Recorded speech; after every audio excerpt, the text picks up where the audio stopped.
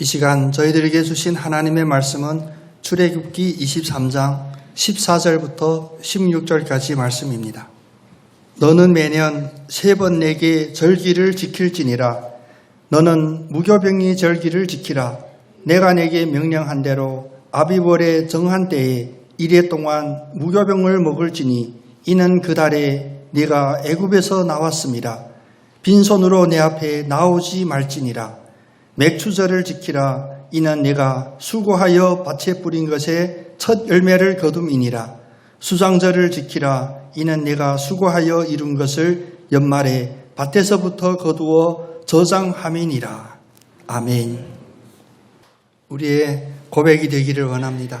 오직 복음밖에 없습니다. 복음 안에 소망이 있고 복음 안에 생명이 있습니다. 이 시간 맥추감사주일 우리 함께한 여러분들 예수님께 예수님의 이름으로 환영하고 축복하면서 우리 옆에 계신 분 인사 나누겠습니다. 당신은 하나님의 은혜를 받을 복된 그릇입니다. 아멘.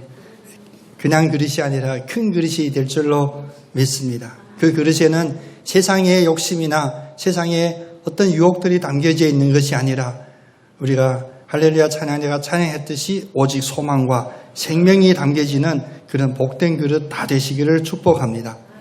오늘은 맥추감사주일입니다. 또 다른 말로 맥추감사절이라고도 불리는 이 절기인데 이 절기는 성경에서 우리들에게 명령하신 꼭 지키라고 명령하신 3대 절기 중에 하나입니다. 구약 성경에 나오는 이 3대 절기는 어떤 절기냐? 우리 읽은 본문에서 볼 수 있듯이 하나는 유월절이라고 부르는 무교절입니다. 유월절, 이제 애굽에서 나와서 그 강 홍해를 건너 나왔던 그 뛰쳐나온 그것을 늘 기억하라고 해요. 그날은 무교, 효소가 들어있지 않은 밀가루 반죽으로 떡을 먹으라 해서 유월절이고요.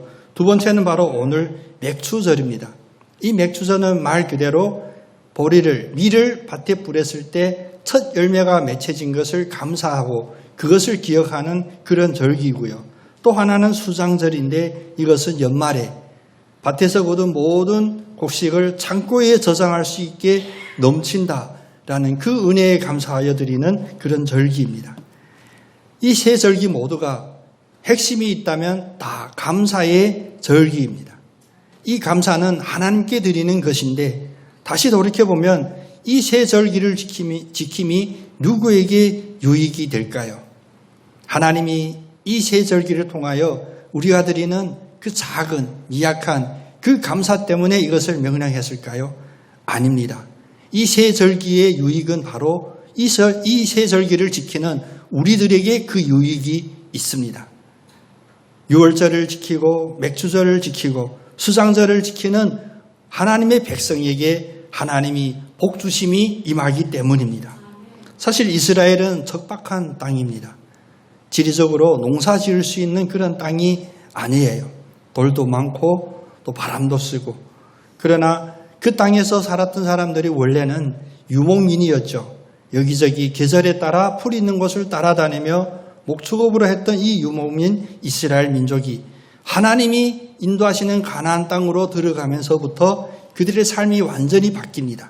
이제는 농사짓고 자기들이 씨 뿌린 그 씨의 결실을 얻어 그 결실로 살아가는 새로운 삶으로 바뀌게 됩니다. 이 상황이 바뀌게 하심이 바로 하나님이 하셨던 것입니다. 인간으로서는 그 상황을 바꿀 엄두도 못 냈고 바뀌었다 할지라도 아마 거부했을 겁니다. 여기는 농사 지을 수 있는 그 땅들이 아니었거든요. 그런데 오늘 말씀에서 우리가 엿볼 수 있듯이 하나님께서 그 땅에 씨를 뿌리고 농사를 지으라고 한 하나님의 그 말씀 속에는 그 결과에 대한 약속과 그 결과에 대한 확실한 그것이 있었습니다. 그래서 첫 열매를 거둘 때 감사하는 맥추절을 지키라 하고 이제 가을이 되어 풍성한 열매를 거두어 창고에 저장할 만큼 넘치게 부어주신 그 은혜 때문에 수장절을 또 지키라고 하는 것입니다. 이것이 바로 우리에게 감사를 지키라고 하는 하나님의 뜻이 담긴 하나님의 그 핵심이 여기에 있습니다. 절대로 하나님을 위하여 우리에게 무엇을 지키라고 명하신 것이 아니라 바로 그것을 지키는 이에게 유익이 되고 복이 되기 때문에 우리들에게 명령하는 것입니다. 사실 하나님께서 처음으로 인간을 창조하시고 인간에게 주셨던 환경이 어떤 환경이었습니까? 우리가 에덴 동산이라고 부르는 낙원이었어요.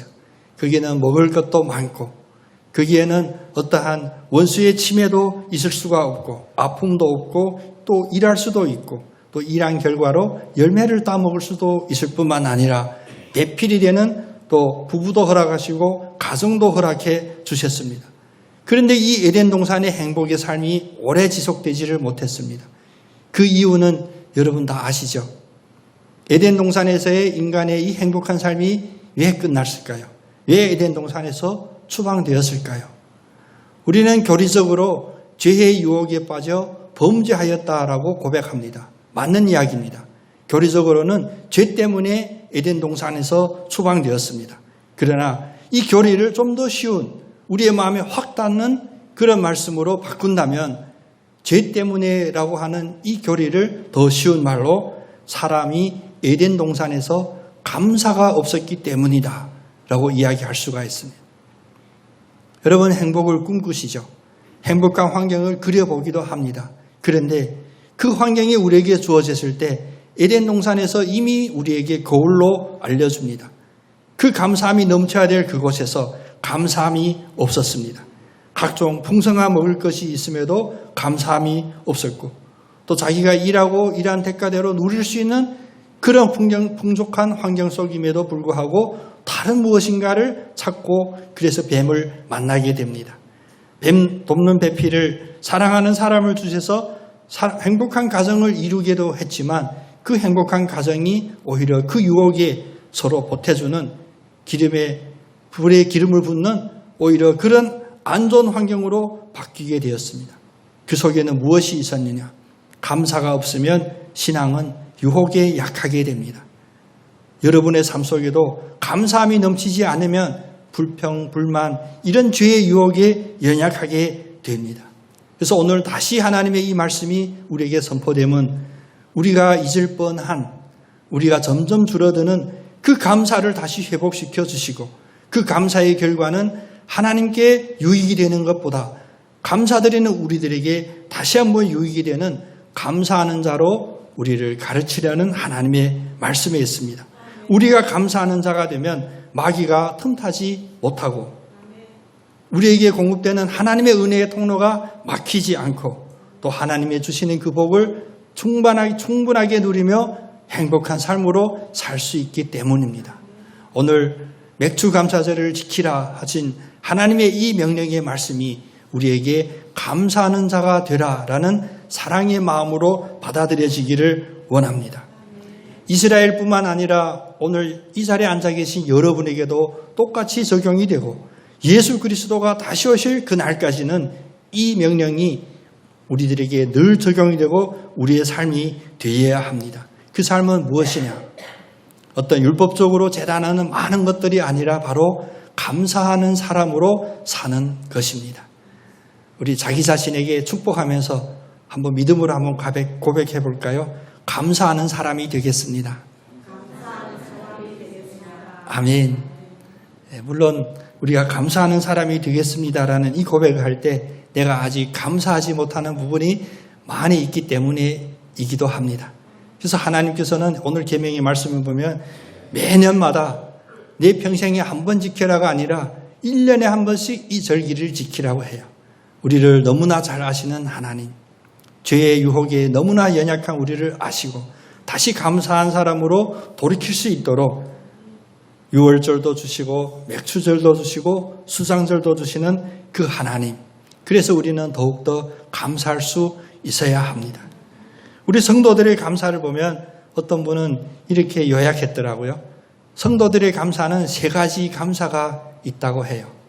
첫 번째, 어떤 감사냐면 그래서 감사. 우리 한번 같이 고백해 볼까요? 그래서 감사. 여러분 이런 삶을 살고 계시죠? 하나님이 은혜 주셔서 감사. 우리 아이 위해서 기도했더니 아이 앞길이 형통해져서 감사. 나에게 은혜 주셔서 응답해 주셔서 그래서 감사하는 이 첫 번째 감사. 어찌 보면 모든 성도님들에게 가장 보편적이고 가장 많이 드러나는 감사이기도 합니다. 그런데 두 번째는 이런 감사가 있다고 해요. 믿으며 감사. 우리 같이 한번 외워볼까요? 믿으며 감사. 아직 이루어졌을까요? 안 이루어졌을까요? 아직 이루어지지 않았지만 믿음 때문에 이루어질 것이라고 믿고 감사합니다. 바로 이 믿음의 감사가 있기 때문에 우리의 기도 자리에 있게 되고 우리가 헌신의 자리에 있게 되고 봉사의 자리에 있게 되는 거예요. 세상은 정반대이죠. 믿을 만한 것이 있어야 감사할 거리가 있어야 감사하는데 우리는 믿으니까 감사하는 거예요. 믿음의 감사. 세 번째는 좀 특이한 감사입니다. 할지라도 감사. 이것을 어떤 목사님이 매우 재미있게 표현했더라고요. 지라도 감사. 경상도도 아니고 제주도도 아니고 전라도도 아니고 지라도 감사. 그래서 지라도 감사라는 물론 많이 널리 알려지지 않은 찬양도 있어요. 예전에 그 나병 환자들이 있는 그곳에서 이렇게 불려졌던 찬송인데 지라도 감사라고. 없을지라도 안 될지라도 아직 내 뜻대로 이루어지는을 보이지 않을지라도 감사할 수 있는 이런 감사. 이런 감사가 여러분의 마음에 있으시죠? 많이 있기를 소원하는 마음으로 우리 한번 같이 고백해 보겠습니다. 지라도 감사. 이름이 좀 한 번 들으면 잊혀지지를 않아요. 그런데 이게 할지라도 이 감사는 사실 성경이 우리들에게 제시해 줬고 하나님이 믿는 사람들이 믿음으로 고백했던 그런 고백입니다. 선지자 하박국을 보면 그는 이 지라도 감사에 가장 앞서 있고 이 기도 앞에 이 감사 앞에 굳게 섰던 그런 선지자였습니다. 우리가 잘 아는 구절인 하박국 3장 17절 18절에 보면 비록 무화과 나무가 무성하지 못하며 포도나무에 열매가 없으며 감람나무에 소출이 없으며 밭에 먹을 것이 없으며 우리의 양이 없으며 외양간에 소가 없을지라도 이 앞에 길게 나열될 모든 상황이 감사할 수 있는 상황이 아니에요. 우리에게는 고통이라고 고백할 만한 그런 상황임에도 불구하고 그리 할지라도 나는 여호와로 말미암아 즐거워하며 나의 구원의 하나님으로 말미암아 기뻐하리로다. 이 세 가지 감사가 우리의 일상이 되기를 원합니다. 감사의 이 축복은 하나님이 기뻐하시고 주시고자 하는 것인데 우리는 이것을 마음껏 누리지 못했습니다. 왜? 감사가 넘치지 않아서, 감사가 없어서. 사실 오늘 매출 감사해 주린 거 여러분 다 아시고 예배 자리에 오잖아요. 그런데 여러분이 고백 안 하셔도 하나님도 아시고 저도 압니다. 모든 이가 다 감사로 넘치며 이 예배 자리에 임할 수 있는 게 아닙니다. 지금 부부 같이 오다가 서로 인상 찡그리고 올 수도 있고요. 또 빨리 움직여야 되는데 늦다고 짜증 부렸을 수도 있고요. 아직도 저 집구석에 자고 있는 원수 이러면서 올 수도 있습니다. 모든 상황이 우리에게 감사함으로 축복 주시기를 원하시는 주님은 이 말씀 앞에 하박국 선지자처럼 그리 할지라도 감사할 수 있는 그런 감사의 승리를 우리들에게 허락해 주셨습니다. 이제 예배 마치고 집으로 돌아가실 때 감사가 넘쳐서 돌아가시는 여러분 다 되시기를 원합니다. 혹시라도 아직도 기분이 꿍해 집에 있던 식구들이 여러분을 봤을 때 오늘 뭔 일이 있었어? 라고 물을 만큼 여러분의 표정에도 여러분의 말투에도 여러분의 언행 속에 이 감사가 가득 넘치기를 원합니다. 근데 아쉽게도 우리의 인생에 있었던 감사들은 쉽게 지나가고 쉽게 잊혀질 때가 많습니다. 다른 말로는 감사가 줄어드는 것 어찌 보면 죄된 인간의 본성 중에 하나입니다. 감사가 점점 줄어듭니다. 코로나가 우리에게 많은 어려움을 줬죠. 아직도 지속이 되죠. 신권사님도 기침하시는데 저도 기침 때문에 지금 거의 3개월 힘들어하고 있는 상황인데 이 기침도 사실 코로나의 일종인 것 같아요. 저는 의사가 아니지만. 근데 병원에 갔더니 이제 코로나로 검사 안 하고 그냥 독감이라고 하더라고요. 근데 코로나 기간 동안 여러분이 그 힘듦이 여러분 점점 잊혀지죠. 지나고 났더니 그거 별거 아니었네. 그런데 이런 상황에 대한 당연시하는 우리의 생각 속에 가장 위험한 요소는 무엇이냐면 코로나 기간 속에서도 우리를 지켜주시고 우리에게 은혜를 베풀어 주셨던 그 감사함마저도 점점 옅어지고 줄어들고 잊어진다는 것입니다. 감사가 사라지면 특징이 있습니다. 감사가 사라지면 바로 드러나는 것이 바로 원망이 터져나오는 겁니다. 부정적입니다. 원망이 나와요. 원망은 사람 마음만 상처 주는 것이 아니라 하나님의 마음도 아프게 합니다. 그 원망이 얼마나 무서운 것인지 사실 오늘 이 말씀 뒤에 우리에게 펼쳐지거든요. 애굽에서 노예의 삶을 청산하고 이제 자유의 몸으로 하나님의 백성으로 선택받은 자녀로 애굽을 떠나왔던 이 이스라엘 1세대는 어찌했습니까? 감사함보다도 원망이 터져나옵니다. 배고프면 원망, 목마르면 원망, 햇빛이면 원망, 누군가가 공격하면 원망. 그래서 고린도전서 10장 5절에는 그 1세대에 대하여 다음과 같이 평가합니다. 그러나 그들 다수가 하나님이 기뻐하지 아니하셨으므로 그들이 광야에서 멸망을 받았느니라. 결국 원망하다가 멸망을 받게 돼요. 이 자리에 계신 여러분 한 분 한 분도 그 누구도 원망하기를 하나님은 원치 않으십니다. 그런데 우리를 멸망하게 하는 그 요소가 바로 원망이라면 여러분 단호히 멈추시고 자르시고 사라지게 성령의 이름으로 예수님의 이름으로 선포해야 합니다. 얼마 전에 제가 직접 겪었던 체험인데요. 이런 이야기 나눠도 괜찮겠다라는 생각보다 꼭 나눠야 되겠다라는 생각이 있었습니다. 어떤 선배님이 계셨는데 이분이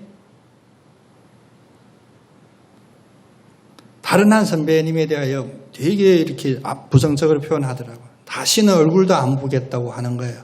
그게 전 궁금하잖아요. 제가 알기로는 그분들 30년 이상 40년 가까이 친분이 있고 교류가 있었던 분인데 다시는 안 본대. 그 이유를 들어봤더니 그분이 이번에 뭔가 행사를 하는데 30만 원, 50만 원 후원해 달라고 했더니 그걸 후원해 주지를 않았대요. 다시는 그 양반 얼굴도 안 그래. 근데 제가 보니까 그분이 이 세미나를 할 수 있기까지 유명해지기는 처음에 이끌어주신 선배님이 바로 그 선배님이거든. 그 교회에서 강사로 세워주시고 세미나의 강사로 밀어주시고 그래서 30년, 40년 동안 강사로서 세계를 누비며 강의했던 이 선배님이 마지막 얼마 전에 그 한 번 30만, 50만 원 도와 안 주신다고 다시는 얼굴을 안 본대요. 저는 까마득히 먼 후배이지만 그 얘기 꼭 드리고 싶었어요. 그래서 선배님, 이 말씀 드리면 안 될 것 같은데 꼭 드리고 싶어서 드립니다. 뭐냐. 지금까지 그 선배님이 30년, 40년 도와주셨다면 돈으로 따지면 얼마가 될까요? 적어도 1억은 넘을 거예요. 근데 지금 그 30만, 50만 원 때문에 내가 다시는 안 본다 하고 공개적으로 비난하고 원망하면 제가 봤을 때는 선배님이 잘못하신 것 같습니다. 그 마음을 싹 잊으시고 이번에 싹 잊으시고 다시 고맙다. 지난 30년, 40년 고마웠어 라고 전화드렸으면 좋겠습니다. 그래서 제가 그 선배 목사님께 칭찬받았어요. 그분 참 괜찮은 분이더라고요. 아차, 문 목사 이야기 안 했으면 내가 마귀에 넘어갈 뻔했구나. 우리의 삶이 그렇습니다. 30년, 40년 도와줘도 마지막 한 번 어떤 계기 때문에 원망하게 되고 다시는 돌아보지 않는 게 우리의 인간의 죄된 삶입니다. 여러분의 마음속에 이 인간 세태를 보면서 낙심하는 부분이 그런 거잖아요. 내가 얼마나 도와줬는데 얼마나 사랑을 베풀었는데 나한테 이럴 수 있냐? 그럴 수 있습니다. 왜? 감사가 사라진 인간은 바로 그런 인간들이거든요. 늘 원망이 그러나 틈을 타서 튀어나오지 못하여 안달이 났고 그 원망의 결과로 광야에서 멸망했음을 성경이 우리들에게 산 예정으로 보여주심에도 불구하고 그 다수가 아직도 하나님을 기뻐하지 않고 감사하지 않는 것. 아마 인간이라면 아무리 출중한 어떤 인간사회의 리더라 할지라도 지도자라 할지라도 아마 악담을 퍼부었을 거예요. 이 우리들은 죽어 마땅하다. 싹 사라져라. 하나님은 그렇지 않으십니다. 우리가 감사하지 않고 원망함으로 멸망하지 않도록 해마다 맥주 감사, 수장절, 6월절을 지키라고 명령하셔서 다시 원망하는 자로부터 감사의 자로 돌아오게 합니다. 힘들 때 힘들다고 이야기하는 거 괜찮습니다. 당연히 힘들다 해야죠. 요즘은 점점 이제 자기중심적으로 살다 보니까 남들이 어떻게 생각하든지 상관없어요. 자기 하고 싶은 대로 표현할 수 있는 세상입니다. 대통령도 뭐라 할 수 있고요. 그러나 힘듦을 힘들다고 표현하는 것과 원망함은 본질적으로 다릅니다. 부정적으로 바라보아 힘들다고 토로하는 것, 그것이 원망이 되지 않도록 여러분 우리의 마음을 하나님의 말씀과 성령의 은혜에 의지하여 꼭 붙잡으시기를 원합니다. 10명의 정탐꾼이 돌아와서 부정적인 결과를 했더니 그들의 원망이 뭐로 바뀌었습니까? 밤새도록 울었다, 통곡했대요. 왜? 그 부정적인 결과 때문에, 그 원망의 극치에 도달하기 때문에. 결국 원망하는 이스라엘은, 그 1세대는 약속의 땅인 가나안에 들어가지를 못했습니다. 오히려 그 가나안에 들어갔던 이들은 누구냐?